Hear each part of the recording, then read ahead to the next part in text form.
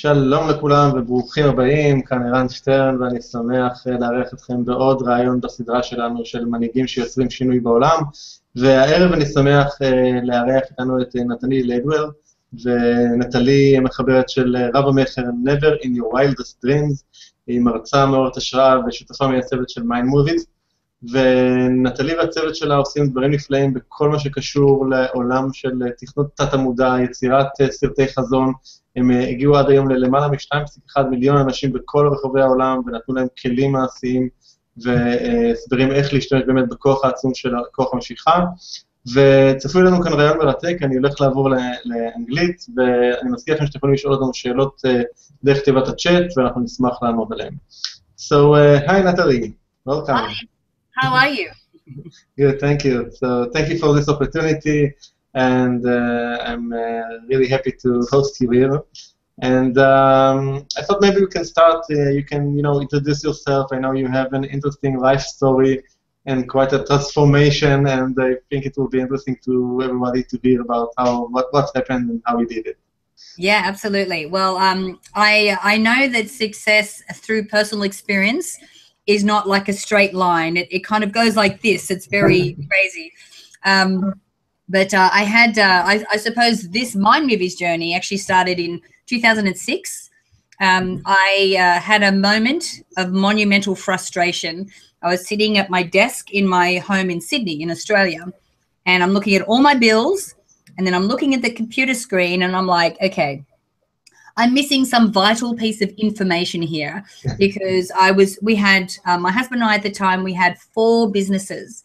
We're running at the same time, and still we're not meeting we're falling back financially. I'm like, this is crazy. We're working really hard.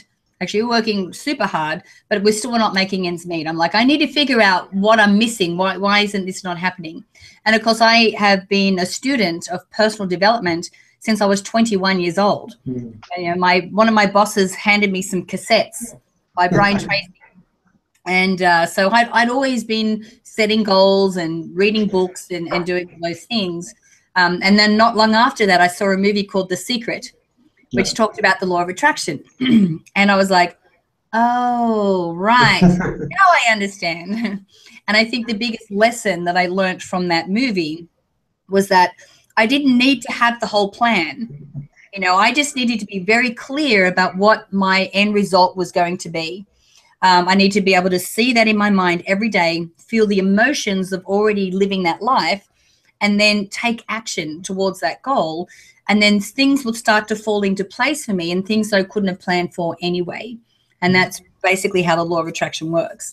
So, of course, things started to work for me. We had a friend approach us with this little movie that he showed me a movie that he created.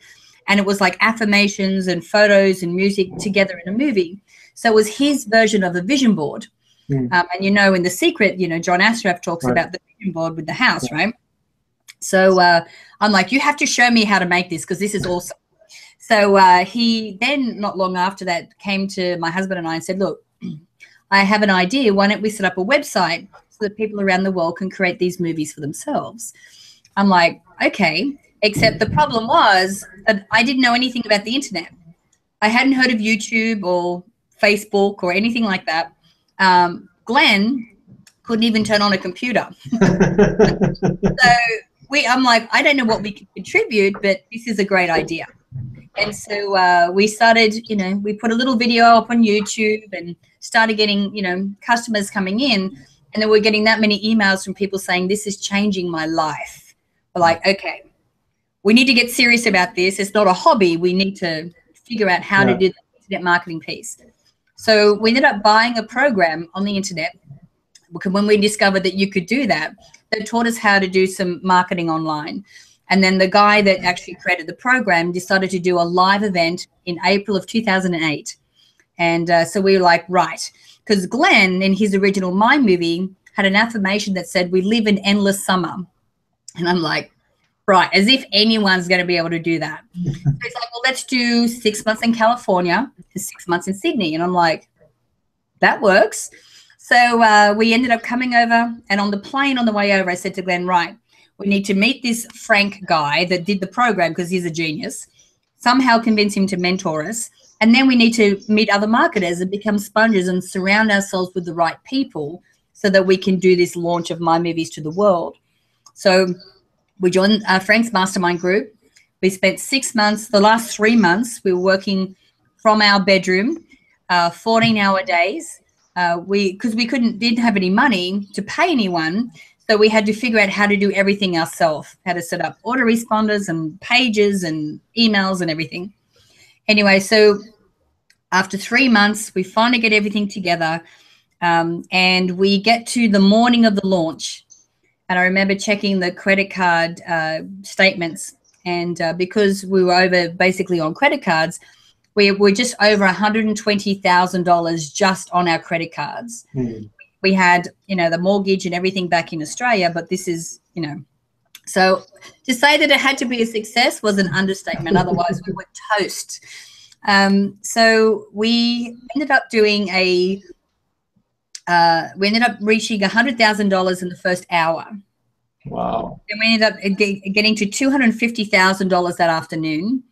And we ended up the week at $700,000 selling a $97 product, which I don't think anyone's ever done before in that space. So we're thinking, yay, with success, it's great. The credit cards are paid off. Unfortunately, this was the week the economic crisis hit the planet. So the guys that were processing the money for us decided to freeze our account. So even though we had the money in there, we couldn't get at it. Yeah. Oh, so so we went back to Australia. We in the end had to get an attorney involved. They held the money for 6 months, and we nearly went bankrupt. We couldn't pay. We had a lot of people that were promoting for us. We couldn't pay them their commission. We had all these other bills that we had to pay, and we had $120,000 on credit cards. But after 6 months, they finally released the funds, and we were able to pay everyone. And that was kind of the beginning of our story. So there were a couple of smart things that we did do. We surrounded ourselves with the right people. We connected ourselves with a mentor.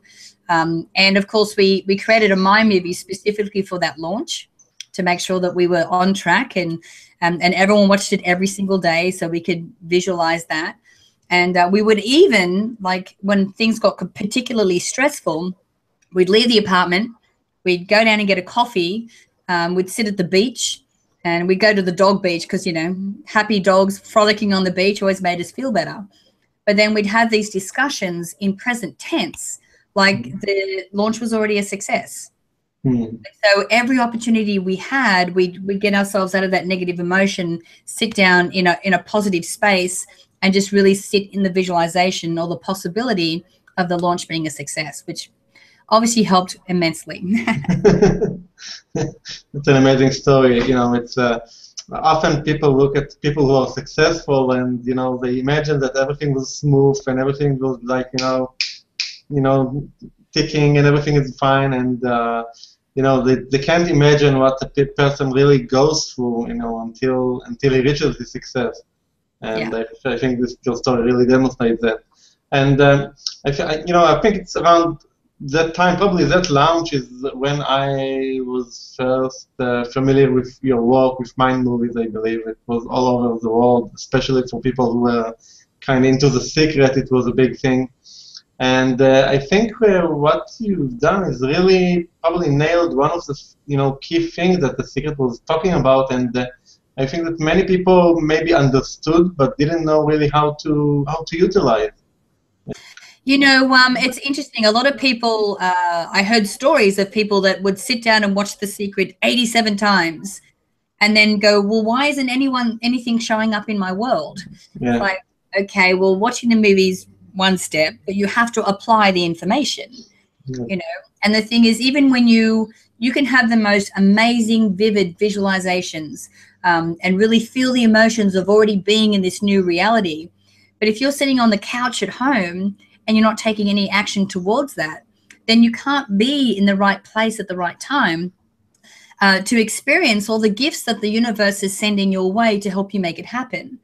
And I've had the craziest of things fall into place for me that I could never have planned for, and it could be just by bumping into someone in a cafe. Or it could be just because, I'm showing up the way that I do, and then I'll have someone that introduces me to someone who happens to be who I need just at that moment. So, I think that when you're in that positive flow, and these things happen. I mean, they happen so quickly now. I have to keep up with them. Okay. So one of the things that basically Mind Movies is doing is basically programming our subconscious mind. Maybe you can speak to that a bit. Yes. Oh, subconscious mind. This is one of my favorite topics because what we don't realize is that the subconscious mind is basically running the show. It's in charge. And depending on who you talk to, it's basically in control between 90 and 99% of the time. So what happens is that we have our conscious mind, which is basically the mind that, that we have conscious thoughts, so thoughts that we're aware of. And our conscious mind can process about 40 bits of data per second, which is pretty cool when you think about it. Yeah. But our subconscious mind, which is the bigger part of our mind, can actually process 40 million bits of data per second. So it's absorbing things from around us that we obviously can't consciously be aware of. And this is one of the reasons why a mind movie is so powerful, because a mind movie helps us to activate our reticular activating system. Now, I'll call that the RAS because it's such a big mouthful, but it's like a bundle of nerves that sits at the base of your brain. And what happens is that when we watch something repetitively and consciously go, this is of interest to me, like watching our mind movie, our reticular activating system, where our RAS goes, right, this is what's of interest to me. So anything out of the 40 million bits of data coming into the subconscious mind, the RAS acts as the gatekeeper as to what's happening here and what comes through to our conscious mind. So it's going to go, okay, anything out of the 40 million bits of data coming in, if it's in relation to this reality that I want to create, I'm going to make sure that I become consciously aware of it so that we notice. And a prime example of this is when I was still in Australia, I wanted to buy a new car. And I wanted a convertible, but I wanted like a hard top convertible, not like the leather or the soft top ones. And my husband at the time said, well, we should get maybe a VW EOS. I'm like, what's a VW EOS? I have no idea what that is. So we went online and had a look and I saw a picture of it. I'm like, oh, this is cute. I kind of like this. The next day I'm driving around Sydney. I see 5 of them. Now, the thing is, the reason I started to see them was because my RAS is going, oh, this is a car that you like. This is something that we're looking at. Now I start to notice them everywhere. Were they there before? Yes, of course they were. But unless we kind of train our mind into saying, okay, this is what's really important to us, then we don't get to see the amazing opportunities and the gifts that the universe sends our way. So it's really important that when we're, working towards a goal or working towards creating a life for ourselves that we want, that we have a regular practice of every day, at least once or twice a day, sitting in the visualization and the emotions of what it is that we want to create. And now the other thing about the subconscious mind, and this is one way that it works in our favor, but unfortunately, a lot of the time it's working against us. And what we've become to know now, especially when we, read things about epigenetics, neuroscience, quantum science, now we're starting to find out a whole lot more about our brain and how it works. And what we've realized is that in different stages of our development as children, our brains are functioning completely differently to what they do now.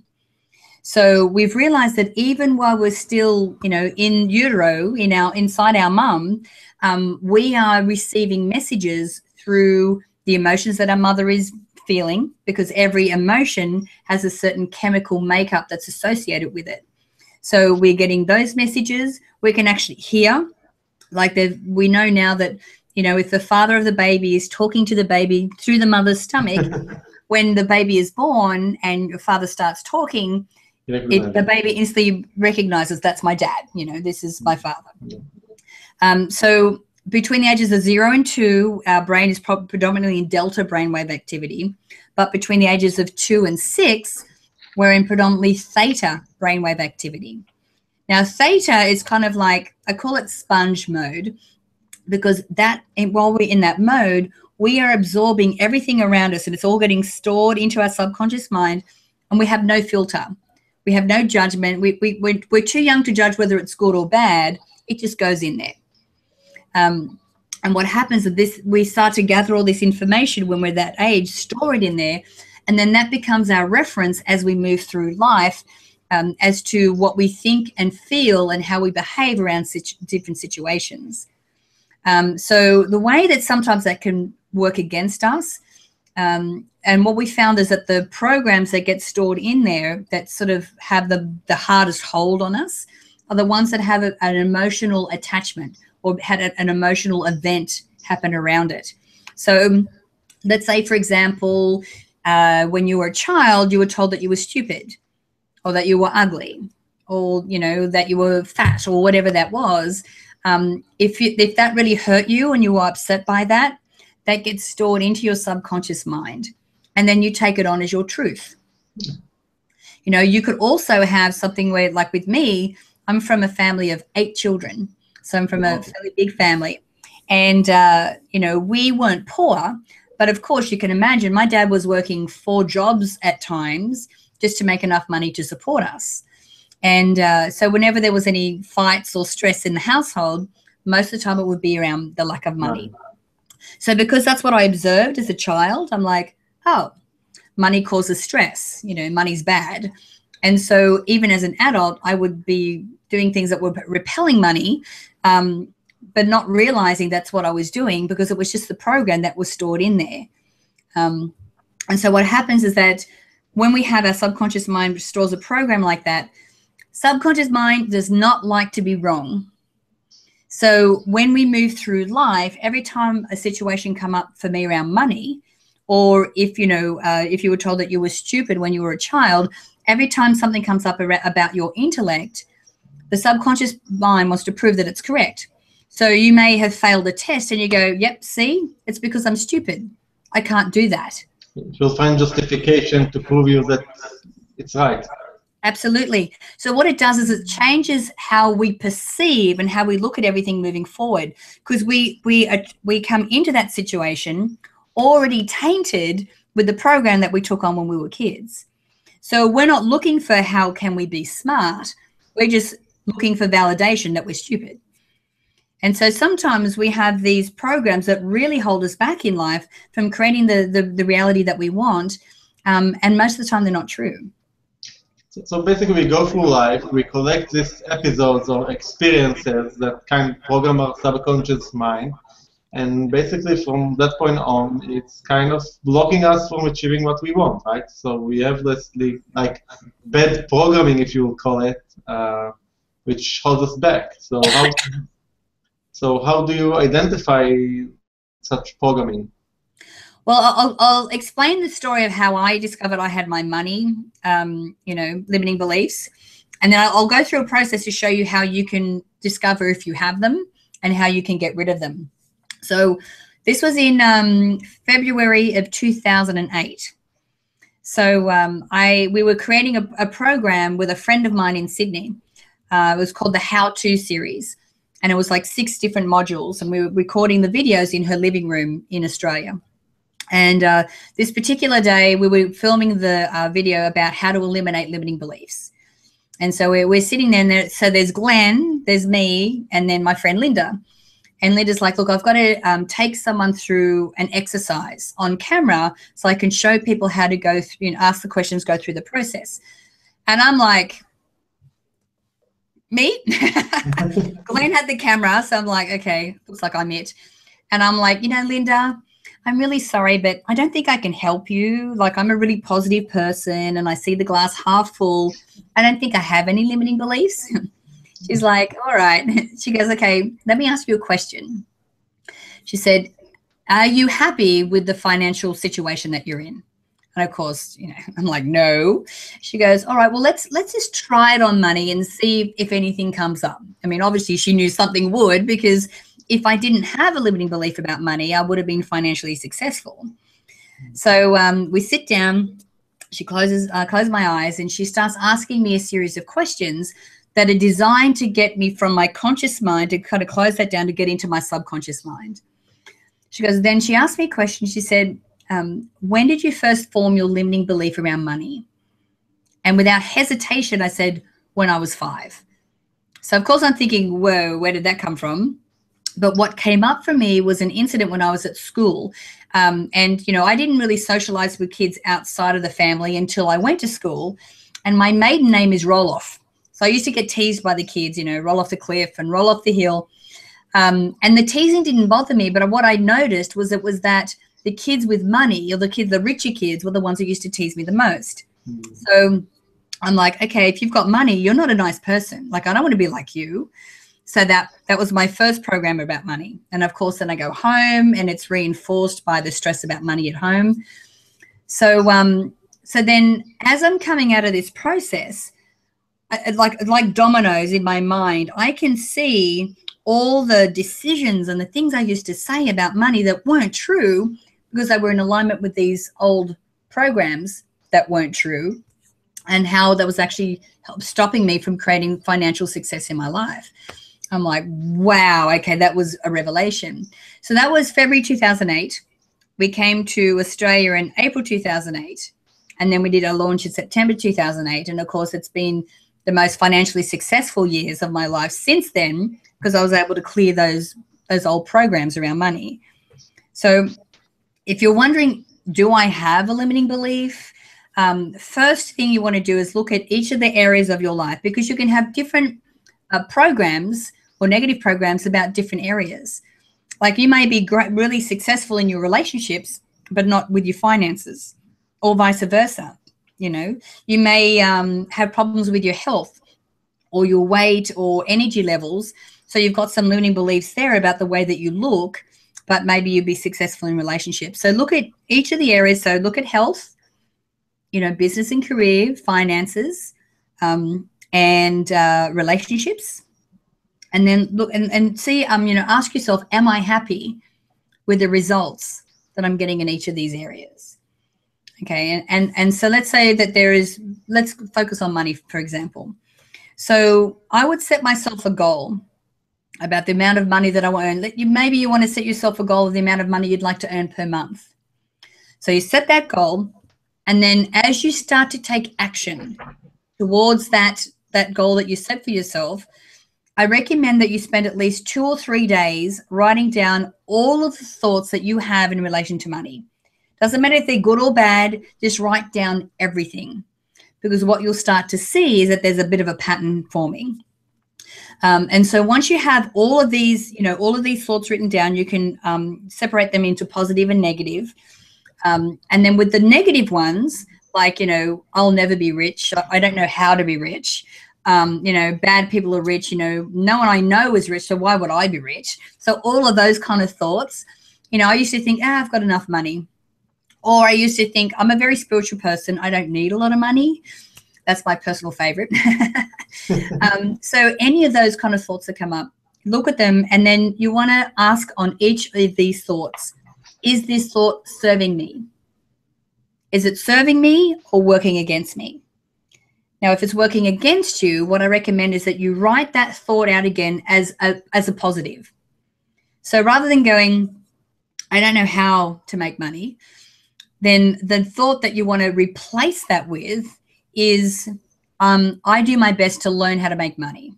Or I easily find ways to create wealth in my life. So write out the list of all the positive ones that you want. And then when you sit down every day and do a visualization, I actually go through and I visualize when I'm thinking these thoughts, how it changes my day, how it changes my actions.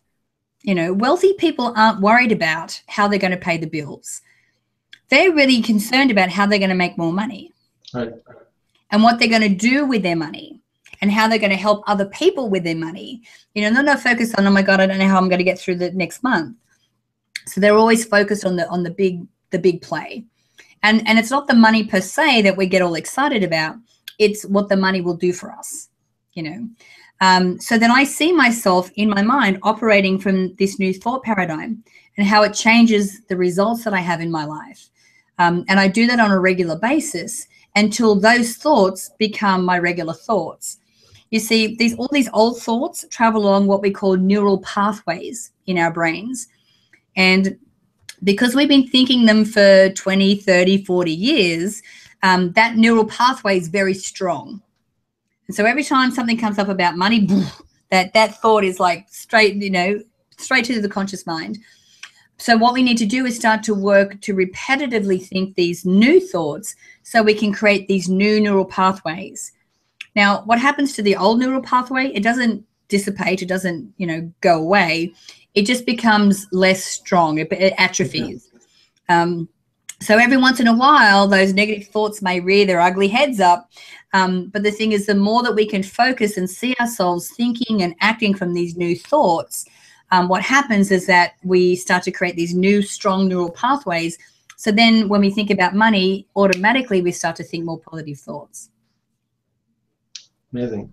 So we have this limiting thoughts on probably every aspect of our life. It could be in relation to our wealth, relationship, health, business, right?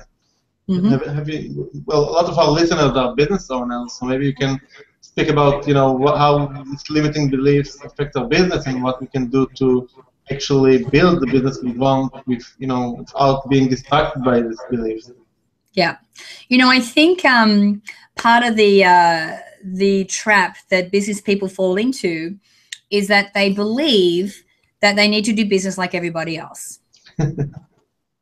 And of course, now with the invention of the internet and a whole bunch of other things, we have access to more information than we've ever had before. We can start to think of different ways of doing business as well. And we can start to, connect with other groups of masterminds and so forth to really help us, think outside the square, think outside the box and think of something new and different that we can do.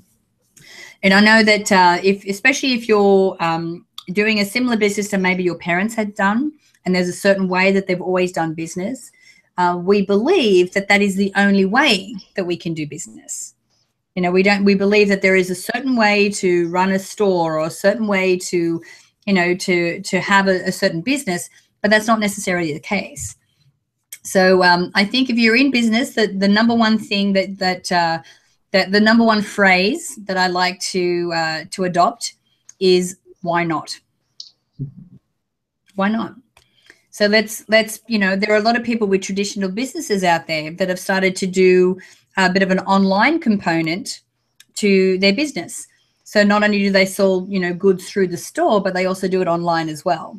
So I go, well, why not do that? Look at other different ways that you can create people to be attracted to your business. I mean, why not? And started looking at all these different ways that we can create income, that we can create new customers, and that we can retain those customers. Because and really connect yourself with other business owners, and not just other business owners, but successful business owners.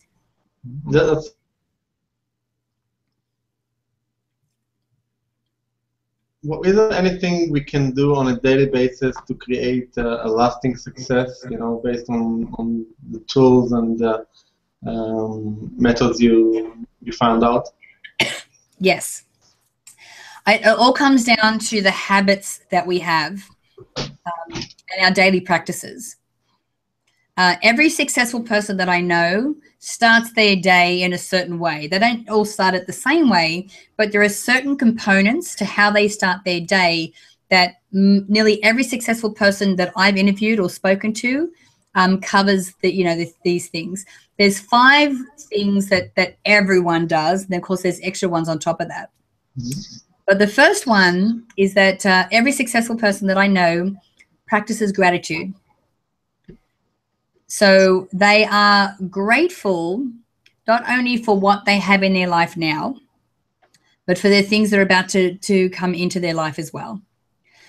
So we can say that we're grateful till the cows come home, but to make this a practice and make it a habit, I recommend that you keep a gratitude journal.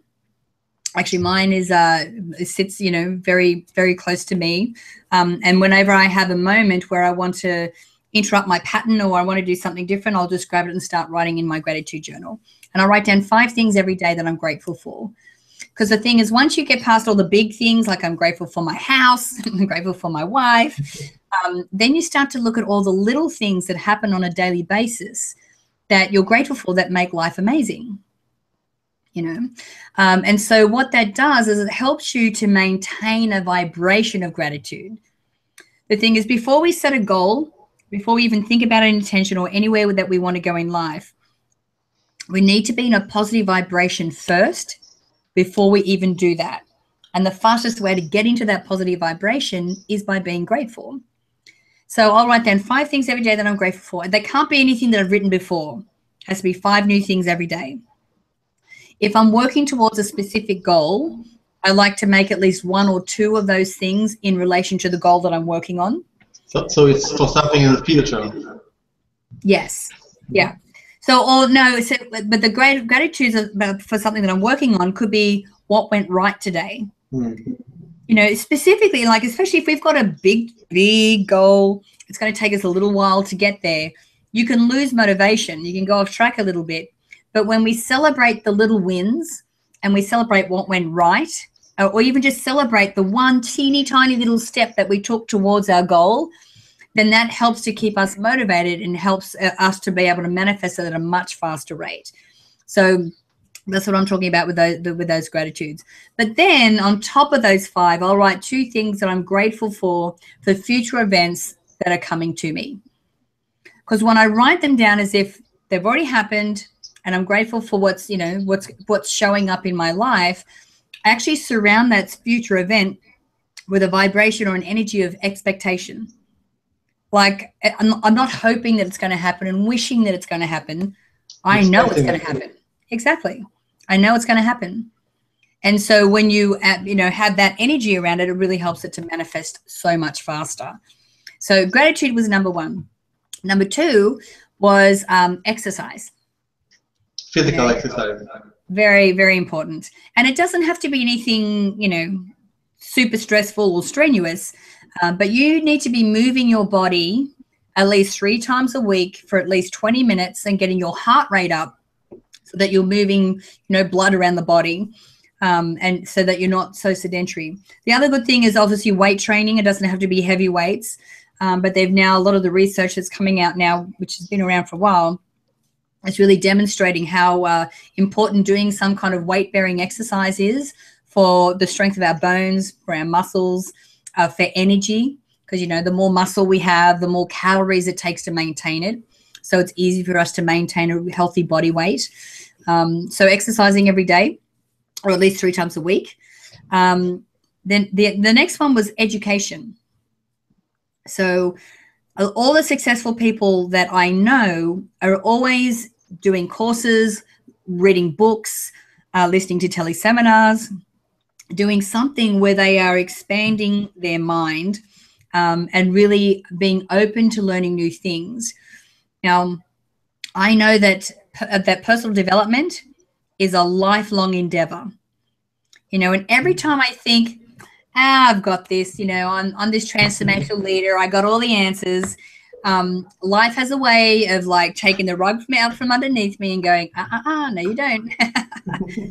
So I'm always, every year I have one big course that I enroll in that I really do to stretch who I am, to help me, do more of an inner journey and find out more about myself so that I can be a better teacher and a better wife and a better friend and so forth, and I show up in a bigger way. So for me to do that, I make sure that every time I'm reading a book or doing a workshop or an event, I always approach it with a beginner's mind. I don't go in assuming that I already know the information, because even if I do know the information, me doing it at that point in time, at that point in my life, will help me to uncover one other thing that gives me more insight as to who I am, how I show up, and why I do the things that I do. So I think that's really important. And having Sorry? Yes, so a teacher is first of all a student himself, basically. Exactly. You know, I'm friends with Jack Canfield, and I've often gone to different events with Jack, and he's always sitting in the front row, and he's always taking notes. Jack's been doing this work for 40 or 50 years now, but he's still, every time he sits in somebody else's lecture, he's taking notes and really coming at it from a beginner's mind. So it's important that we do that. And you can combine exercises as well. Like I'll exercise in the morning while listening to an audiobook or a teleseminar. And I find that even though, and that's when I get all my ideas, because all my endorphins are going through my body and it's like, woo, very positive. And it may not be a specific idea in relation to the book, but because I've got that positive information going, helps me think of other things. Okay, so we've got gratitude, exercise, education, focusing on our goals. First of all, we have to have one, and then we need to be focusing on it every single day. That's why something like a mind movie or a vision board or even a list of affirmations is really important, because you've already been able to crystallize what it is that you want. And so it makes it easier for you to sit in that visualization. Now, when it comes to visualizing, you know, the future that you want, you know, I've touched on this before. Feeling the emotion is super important part of that process. You need to feel the emotion of already living that life, of already being on that beach with your partner, of already, you know, going to Africa and helping children or whatever it is that you want to do. Being able to see yourself and play that movie in your mind is awesome, and feeling the emotions. But if you can actually put yourself in the picture. So, you know, for me, one of my goals is I want to sponsor a village in Africa. I can actually see, when I go into that visualization, I can see myself walking up to the school. I can feel the gravel underneath my feet. I can feel the heat and the flies, and I'm walking up. I can feel the coolness as I walk into the classroom and hear all the kids screaming and running up and grabbing at me. Like, I put myself in that visualization, which makes it even more powerful. Now, when we're visualizing that like that on a very, very regular basis, what happens is that our subconscious mind doesn't know the difference between what we see through our eyes and then what we are playing in our subconscious mind. So what happens is it starts to go, okay, so this is my new reality. So it automatically starts to change your thoughts, because you've already identified the thoughts that you want to be thinking, makes that process so much easier. Your thoughts then automatically change your actions. And when your thoughts and your actions are in alignment with this picture that you see in your mind, you start to vibrate or resonate at a certain frequency, which is in alignment with that picture. And that frequency goes out into the quantum field or out into the universe. And then whatever is a match to the frequency that you're sending out then gets attracted back to you. And that's how the law of attraction works. This is why it's so important for us to have these clear visualizations, feeling the emotions, and then taking the action, so that we've got this momentum going, so these things can now be attracted to us. So there are actually two important things here that, you know, I'm worth, you know, pointing again. Is one is that you need to be in the right vibration and emotion for that. So it doesn't just satisfy that, you know, I'll think positive thoughts, right? I need to be in the right energy, in the right vibration. That's one.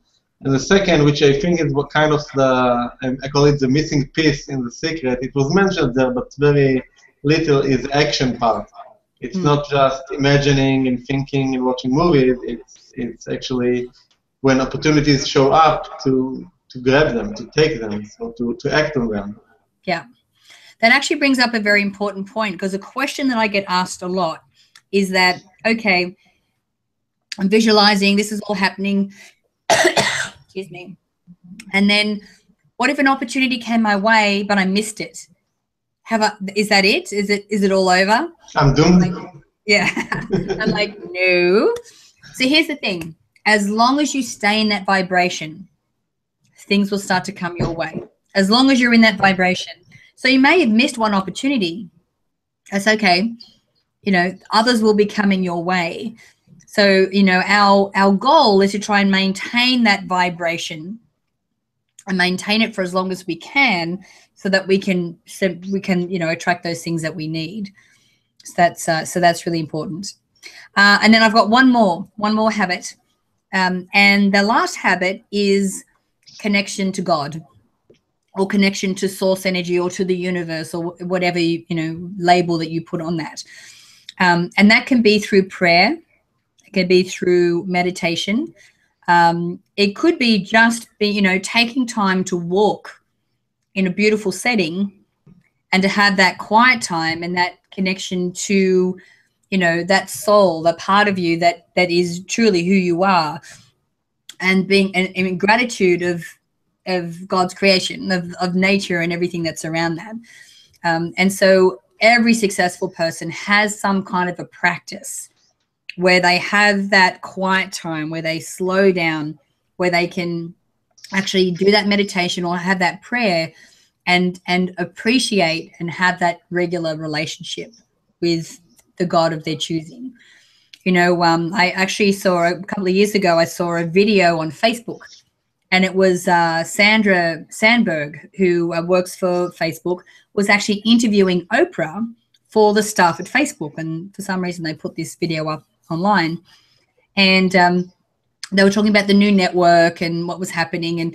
And Oprah was saying how she made it mandatory for everyone that works at the new network to spend 20 minutes every day having quiet time.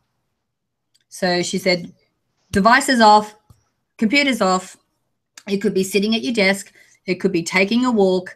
It could be meditation. I think she does transcendental meditation. Anything that you want to call it. She goes, but it was mandatory for everyone to do that 20 minutes. And the how you feel and how you can approach the day is so much better equipped than if you're just, in the day getting stressed and just dealing with things as they come up. This way you can be a lot more centered, a lot more present, so that when things do come your way, you're not attacking it with a stressful mind and just going, I don't know what to do, and being overwhelmed. You're doing it from a very calm place. And when you're calm, you get to see all the different solutions, because there's not just one solution to a challenge. There's multiple solutions. So you can approach it very easily with, oh my God, how am I going to get through this? You can go, which solution am I going to choose to move me through this challenge? That's great. What you basically described, like the 5 daily habits of highly successful people, right? Absolutely. And I've even taken it a little further. Like I have daily practices now. Like I'll do something called attention training, where I'll close my eyes and all I do is focus on my breath for 5 minutes. Breathe. I just visualize air coming in and out of my nose for 5 minutes. Do I have other thoughts? Yes. but I don't beat myself up over it. I just notice I'm having another thought and then go back to focusing on my breath. So I like to, after between 60 to 90 minutes, depending on what I'm doing, I like to have a break, so that I can reset. And I'll do attention training. I might do a little 5-minute meditation. I have a little puppy that's here with me, so I'll maybe take her out and we'll go for a walk around the building. Anything like that, because I find that we're way more productive when we are not just trying to force things to happen and pushing through and grabbing more coffee, when we can be more mindful and slow down and just do these little, sometimes I'll just push myself back from the computer, put my hands on my heart, close my eyes, and take 3 deep, slow breaths. And that'll be enough for me to calm, get back to center, and then come back to the computer. So having practices like that, I think in little rituals where we can do stretches or whatever it is, I think that really helps us to be more productive, more centered, and more creative. Great, it's been great. We have a question for one of our listeners, so I want to take it with you. So she's asking, when you know that you create your reality, sometimes you might find yourself postponing this process just from being afraid that it will actually come true. So so it's like the fear of success. What do you do about it? Yeah, so fear of success is actually one of the biggest fears that we face. You know, it's not fear of failure, fear of success. Like, it scares the bejesus out of us. So, I mean, what I do with that is, number one, is I ask myself, well, is this fear real, or am I I'm scaring myself with my imagination? You know, sometimes we'll get ourselves into like a frenzy about what can happen or what might happen. That probably won't ever really happen. So I want to go, okay, well, what is it that scares me the most about this? What am I imagining that's going to be bad about this? Normally, when it comes to fear of success, it's because we fear that our families will alienate us, that our friends won't like us anymore, that we'll have this money and then people will hate us. And these are some of the normal ones that come up for us about success, because really, when we look at what success can do for us, really it puts us in a position where we can help more people.